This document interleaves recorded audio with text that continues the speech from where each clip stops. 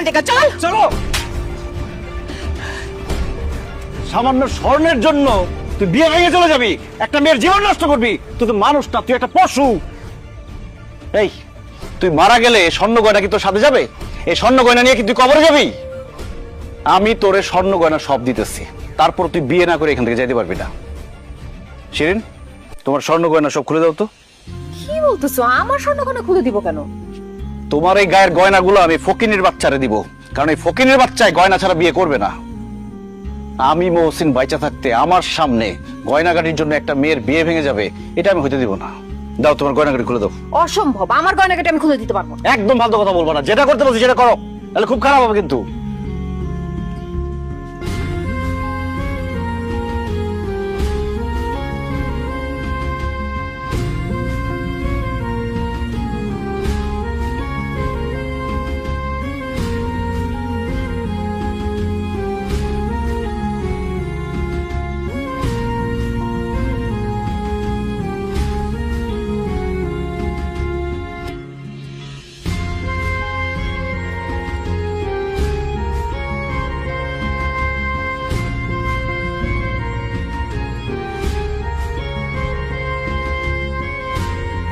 এই স্বর্ণ গয়না এখন শিউলির বিয়ে করতে কোনো আপত্তি আছে? স্বর্ণ অলঙ্কার যখন পাইছি তখন আর আমার এই বিয়াতে আপত্তি নাই, আমি রাজি। আমার ওই বিয়াতে আর কোনো আপত্তি নাই। একটা কথা মনে রাখিস, আমি মহসিন আমার বউয়ের গয়না খুলে আমি তোরে দিছি। বিয়ের পরে যদি শিউলি কোনো কমপ্লেন তার বাবার কাছে করে, তোর একদম জানে মেরে ফেলাম, আর তোর মারে কিন্তু আমি গাইরা ফেলাম একদম। কাজী সাহেব বিয়ে পড়ার। মহসিন বাবা, তোমার ঋণ আমি কিভাবে শোধ করবো বাবা? তুমি আজকে আমার মান সম্মান বাঁচাইল না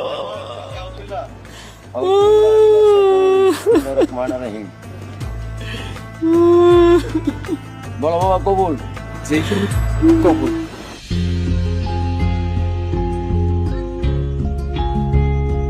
যাওয়াই বাবাজি, তোমার আমি শেষবারের মতো জিজ্ঞেস করতেছি, তুমি কি এইসব পাগলামি বন্ধ করবা? কি পাগলামি করলাম যে পাগলামি বন্ধ করব? কি পাগলামি করছো তুমি জানো না? হ্যাঁ, মানুষের প্রতি তোমার এত দয়া কেন? তুমি তো পারলে তোমার বাড়ি ঘর সবকিছু মানুষকে দিয়ে দাও। তোমার বউ আমার মেয়ে, তার গায়ের থেকে গহনা খুলে তুমি আরেকজনকে দিয়ে দিছো। কিন্তু সুস্থ মানুষ এগুলো করতে পারে? আব্বা, গহনাগুলো না দিলে মেয়েটার বিয়ে ভেঙে যেত, মেয়েটার জীবনে একটা কলঙ্ক লাগতো, তার সারাটা জীবন নষ্ট হয়ে যেত। মেয়েটার বাবার মান সম্মান যাইতো, দুঃখ কষ্টে মেয়েটার বাবা মারা যেতে পারতো, এমনকি মেয়েটা আত্মহত্যাও করতে পারতো। আমার কিছু গহনা দেওয়াতে মেয়েটার বিয়ে হয়েছে, মেয়েটার বাবার মান সম্মান বাড়ছে, মেয়েটা একটা সংসার পাইছে। আপনার তো আমাকে ধন্যবাদ দেওয়ার কথা, তা না বলে উল্টা আপনি বলতেছেন আমি পাগলামি করতেছি। অবশ্যই তুমি পাগলামি করতেছো, তুমি একটা আস্ত পাগল। কি বললো শিরিন? আমি পাগল? হ্যাঁ, অবশ্যই পাগল। কারণ তুমি পাগল না হইলে ঘরের মধ্যে ফকির মিসকিন ডাইকা নিয়ে আসতা না। তুমি যদি পাগল না হইতা তাহলে নিজের বউয়ের রক্ত আরেকজনকে দান করাইতা না। তুমি যদি পাগল না হইতা আমার গয়নাগাটি সবকিছু খুলে আরেকজনকে দিয়ে দিতা না। আমার প্রতি তোমার কোনো মায়া ভালোবাসা নাই, তোমার সব মায়া ভালোবাসা হচ্ছে বাইরের মানুষের প্রতি। অনেক হয়েছে, আর না। তোমার আমি সাফ সাফ আজকে বলে দিতেছি, আজকের পর থেকে তুমি পরিবারের মানুষ ছাড়া অন্য কারো প্রতি দয়া দেখাইতে পারবা না। অন্য কারো মানুষকে উপকার করতে পারবা না, অন্য কারো বিপদ আসলে ওখানে ছুটেও যাইতে পারবা না। নিজেকে নিয়ে থাকবা, নিজের বউ নিয়ে থাকবা, নিজের পরিবার নিয়ে থাকবা। আমার মেয়ে ঠিক কথাই বলছে। বিয়ে শাদীর আগে যা করছো করছো, এখন বিয়ে করছো, তোমার বউ আছে, সংসার আছে। বউয়ের কথা ভাববা, সংসারের কথা ভাববা, অন্যের চিন্তা বাদ দাও। আমাকে মাফ করবেন আম্মা, মানুষের চিন্তা আমি বাদ দিতে পারবো না। আমি যতদিন বেঁচে আছি আমার সাধ্যমতো মানুষকে সাহায্য করবই, কারো বিপদ দেখলে আমি এগিয়ে যাবই। তাহলে তুমিও কান খুলে শুনে রাখো, আমি তোমার সাথে সংসার করব না। ঠিক আছে, তোমার যা খুশি তুমি তাই করো, কিন্তু মানুষের বিপদে এই মহসিন এগিয়ে যাবেই। ঠিক আছে, তাহলে তুমি মানুষকে নিয়েই থাকো। আমার মেয়েকে তোমার কি দরকার? আমার মেয়ে ঠিকই বলছে, তুমি আসলেই একটা পাগল। আর একটা পাগলের সাথে আমার মেয়ে সংসার করুক, সেইটা আমি চাই না। তুমি এখন থেকে মানুষকে নিয়েই থাকো, তোমার বউয়ের দরকার নাই। আমি এই মুহূর্তে আমার মেয়েকে সাথে করে নিয়ে যাব। মাসিরিন, আয় চল। চল আমাদের সাথে আয়।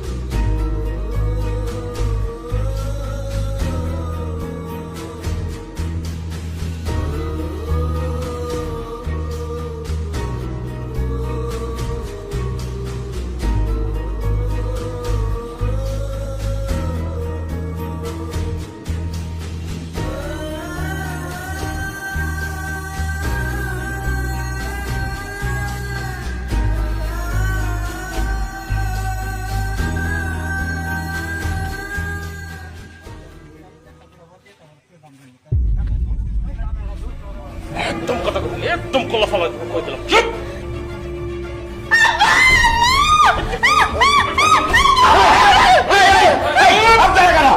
আমার বাড়িতে কেন হচ্ছেন? আমরা ঢাকায় খবরদার একটা কথা কবি না, কথা কইলে একদম জানে মেরালাম। আমাদের ছেড়ে দাও বাবা, আমাদের কোনো ক্ষতি করো না, আল্লাহর দোহাই লাগে। ঠিক আছে, কোনো ক্ষতি করবো না। বাসার আলমারির চাবি দেন, তাড়াতাড়ি দেন।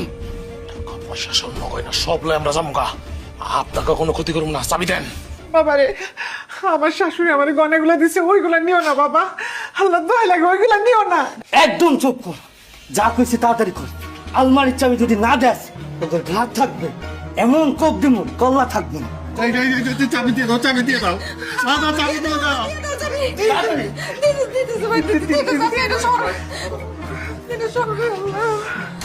তুই সেটা যাই, তুই সেটা আলমার আগে চাবিটা লইলি। আমি আসছি চুপ।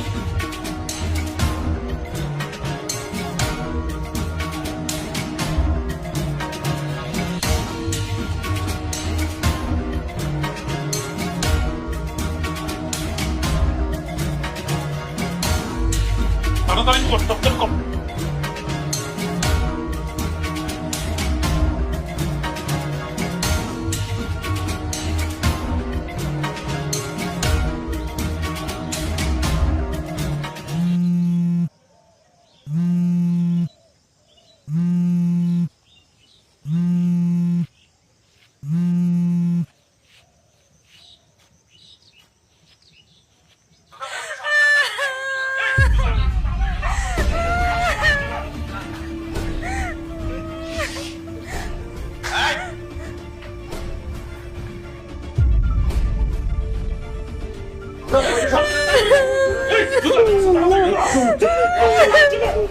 কোনো কান্নাকাটি একদম ঠিক।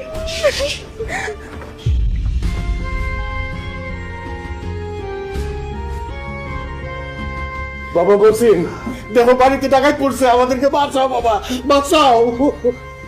এই তুই এক লাইসে জগরে বাঁচাইতে তোরে বাঁচাইবো কেন? হ্যাঁ, আমি একলা আসি নাই। এক লাইস নি কাটি লিস।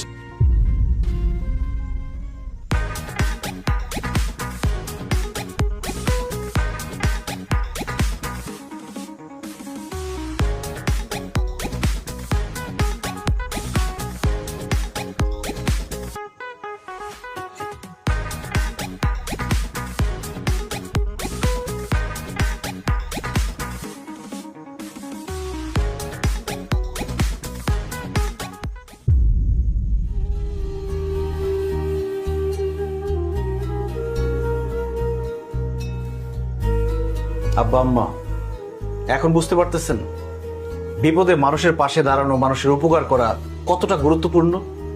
আজকে যদি এই মানুষগুলো আপনাদের বিপদে আপনাদের পাশে এসে না দাঁড়াইতো, তাহলে ডাকাতেরা সারা জীবন আপনি যে কষ্ট করে উপার্জন করছেন, যা আয় করছেন, সবকিছু নিয়ে যেত। এমনকি যাওয়ার আগে আপনাদের তিনজনকে এখানে মেরে ফেলতে পারত। শুধু এই মানুষগুলো আপনাদের পাশে এসে দাঁড়াইছে বলে আপনারা প্রাণে বেঁচে গেছেন। আপনাদের অর্থ সম্পদ সহি সালামতে আছে। শিরিন, তুমি আমাকে বলছিলে আমি নাকি পাগল, এই জন্য আমি মানুষের বিপদে ঝাঁপায় পড়ি, তাদের উপকার করি। আমি পাগল না শিরিন, আমি সুস্থ স্বাভাবিক মানুষ। আমি কেন মানুষের উপকার করি জানো?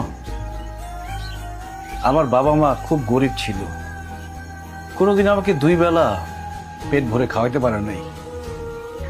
আমার একটা বোন ছিল, টাকার অভাবে ভালো পাত্রের কাছে আমার বোনের বিয়ে দিতে পারে নাই, এই জন্য একটা নেশাখোরের কাছে বিয়ে দিছিল। সে নেশাখোরটা টাকার জন্য আমার বোনকে অত্যাচার করতে করতে মেরে ফেলছে। আমার বড় বোন মারা যাওয়ার পর আমার বাবা মা যখন তার লাশটা দেখলো, তারপর আমার বাবা মা অসুস্থ হয়ে যায়। আমি তাদের কোনো চিকিৎসা করাইতে পারি নাই, খাবারের ব্যবস্থা করতে পারি নাই। টাকার অভাবে আমার চোখের সামনে আমার বাবা মা ধুকে ধুকে বিনা চিকিৎসায় মারা গেছে। সেদিন আমার বাবা মায়ের লাশের সামনে দাঁড়ায় আমি মনে মনে প্রতিজ্ঞা করি, আমার যদি কখনো টাকা হয়, আমার চোখের সামনে বিনা চিকিৎসায় আমি কাউকে মরে যেতে দিব না, কোনো মানুষকে আমি না খেয়ে থাকতে দিব না, কোনো বোনকে টাকার জন্য তার বিয়ে ভাঙতে দিব না। যেখানে যার বিপদ দেখব সেখানে তার পাশে গিয়ে দাঁড়াবো। শিরিন, তুমি শুধু একা ভালো থাকলে চলবে না, তোমার আশেপাশের মানুষগুলো ভালো আছে কিনা সেটাও দেখতে হবে। তুমি শুধু একা পেট ভরে খেলে চলবে না, তোমার আশেপাশের মানুষগুলো দুমুঠো খেতে পারছে কিনা সেটাও দেখতে হবে। আমাদের সমাজের বড় লোকরা যদি গরিবদের পাশে গিয়ে দাঁড়াতো, তাদের দুমুঠো খাবারের ব্যবস্থা করে দিত, তাহলে এই সমাজে, এই দেশের কোনো মানুষের দুঃখ কষ্ট থাকতো না, কোনো অভাব থাকতো না। না খেয়ে একটা মানুষও মারা যেত না, বিনা চিকিৎসায় কেউ মারা যেত না। দেশের মধ্যে চুরি, ডাকাতি, ছিনতাইকারী সহ সব ধরনের অপরাধ কমে যেত। কারণ মানুষ জন্ম থেকে চোর, ডাকাত, ছিনতাইকারী হয়ে জন্মায় না। তার অভাব, তার পরিস্থিতি তাকে চোর বানায়, ডাকাত বানায়। আব্বা, আজকে যে আপনার বাসায় ডাকাতি করতে আসছিল, আপনার কি মনে হয় তারা সবাই ডাকাত? তারা ডাকাত না, তারা অভাবী, তারা বেকার, তারা কোনো কাজকর্ম পায় না, তারা পেটের দায়ে ডাকাতি করতে আসছিল। তাদের সন্তানের মুখে 2 বেলা খাবার তুলে দেওয়ার জন্য ডাকাতি করতে আসছিল। অথচ যাদের টাকা আছে, তারা যদি এই মানুষদের খোঁজ নিত, তাদের কাজের ব্যবস্থা করে দিত, এরা কিন্তু ডাকাতি করতে আসতো না। আব্বা, মানুষের উপকার করে যে শান্তি পাওয়া যায়, মানুষের বিপদে পাশে দাঁড়িয়ে যে শান্তি পাওয়া যায়, কোটি টাকা খরচ করেও সে শান্তি আপনি কখনোই পাবেন না। তাই আমি যতদিন বেঁচে আছি মানুষের বিপদে পাশে দাঁড়াবো, মানুষের উপকার করব। আর তাতে যদি তুমি আমার সংসার না করো, আমার কোনো দুঃখ নেই, কোনো আক্ষেপও নেই। আপনারা চলেন। দাঁড়াও, আমি আজকে বুঝতে পারতেছি তুমি কত বড় মনের একজন মানুষ। এরকম একটা মানুষকে আমি আমার জীবনে পেয়ে নিজেকে অনেক ধন্য মনে হচ্ছে। তোমার মতো স্বামী পাওয়া একজন নারীর জন্য অনেক গর্বের। তুমি যেভাবে মানুষের উপকার করতেছো, সেইভাবে সারা জীবন মানুষের বিপদে তাদের পাশে গিয়ে দাঁড়াবা। আমি তোমাকে আর বাধা দেব না। আর আমি তোমার পাশে আছি। আজকের পর থেকে তোমার সাথে আমিও মানুষের বিপদে গিয়ে দাঁড়াবো, তাদের উপকার করার চেষ্টা করব। আমাকে তুমি মাফ করে দাও। আমি তোমার এই হাতটা ধরে সারাটা জীবন তোমার সাথে বাঁচতে চাই। জামাই বাবাজি, তুমি আমারও চোখ খুলে দিছো। এখন থেকে আমি তোমার সাথে সারা জীবন মানুষের বিপদে আপদে পাশে থাকার চেষ্টা করব। আমার সাধ্য অনুযায়ী মানুষের উপকার করার চেষ্টা করব। আমি তোমার কথা দিতেছি। ধন্যবাদ আব্বা। বাবা, আমার অনেক বড় ভুল হয়ে গেছে। আমি না বুঝে তোমার অনেক খারাপ খারাপ কথা বলেছি। আমারে মাফ করে দিও। তুমি এত মহৎ কাজ করতেছো, তুমি মহান একজন মানুষ, এটা আমি আগে বুঝতে পারি। আম্মা, আপনাদের কারোর প্রতি আমার কোনো রাগ অভিমান নাই। তবে যদি পারেন, যার যার জায়গা থেকে সবাই মানুষের উপকার করবেন। একটা কথা কি, একা ভালো থাকার মধ্যে, সুখে থাকার মধ্যে কোনো বাহাদুরি নেই, বরং সবাই মিলে ভালো থাকাই আসল সুখ। এই জন্যই তো কবি বলেছেন, সকলের তরে সকলে আমরা।